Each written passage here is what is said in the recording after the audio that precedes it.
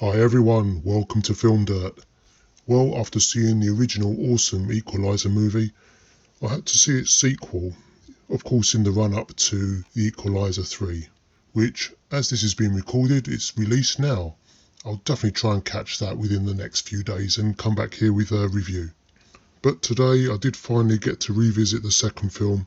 Now, it's not as good as the first, and that's a real disappointment, but it does still carry the same momentum and the same energy of the first film, and it is still good in its own right. It's just following a really good, solid movie.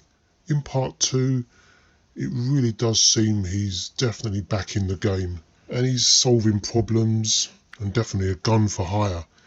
He's got all sorts of scumbags on the rota that he's dealing with one after another. And this is the difference between this and the first film. In the first film, there just seemed to be a continual story. We get the story where he's in the DIY store and he's helping a couple of colleagues, and we get to know them. Here he's just going from one job to another. There isn't an overall arc of a story apart from his boss, Susan, and his former hitman colleague, played by Pedro Pascal, who I think is always awesome and fantastic recently in The Mandalorian. And here he's just as good. He's got that voice, hasn't he, that's commanding. When he speaks, you listen. Bit like Denzel himself. There's a great screen presence by two guys here, and that really should elevate this movie. And each set piece, where he's a Lyft driver and he's giving one goon a ride somewhere, but he knows who he is. I'm not sure we know who he is, but he knows he's up to no good.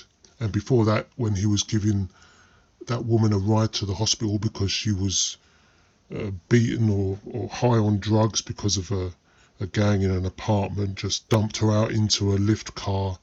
He can't really leave this game. Just like the saying, bonded by blood. And even Pedro Pascal's character, Dave, he mentions there of the same blood as well. And with that angle firmly in mind, I was looking forward to seeing something that meant something, but I just felt like at times that I was being lectured to. There's some very big scenes here with the young guy that's painting the wall, and he's obviously involved in a gang. And again, when he's talking to his ex-colleague Dave, I just felt like the monologues were just preachy and going on for a bit too long, and not as engaging as those in the first film. Now that I'm thinking about it, I think the Nikolai character, I can't remember the actor's name offhand, I don't have my notes for the first film in front of me, but I thought he was such a good actor, more so than you kind of expected. But what we got in the second film is good as well, but just not on that level. Don't get me wrong, there are some great moments. I really do like the one where there's a secret room in his house, and just the way that's played out. Pedro Pascal can play a very sinister man. So overall, I did feel this was a good film, but it was a collection of good moments rather than just one overall story that was drawing me in. The main plot here in the second half of the film is the death of his boss, Susan. And we understand that a lot of these guys now that were a part of this department are really private contractors now. They'll kill anyone for money and for the highest bidder, I guess. I just really wish we saw some of these guys, or at least one or two of them, in the first film, so there would be some continuity. We of course see Susan again, and her husband, played by Pullman. It's good to see him again. And if I really could just give a clear example of how this film doesn't really match the first one, it's probably in the last half hour. There's that standoff in that deserted town, and it just looked like they walked into Universal Studios where all the houses are empty and the whole town is deserted and fake even. I know it wasn't really a film set, it was probably a real place, but that's just what it felt to me. It just seemed empty, and maybe a bit too convenient that it was empty and there was no one else around to get in the way, and quite a bit different in feel to the first film.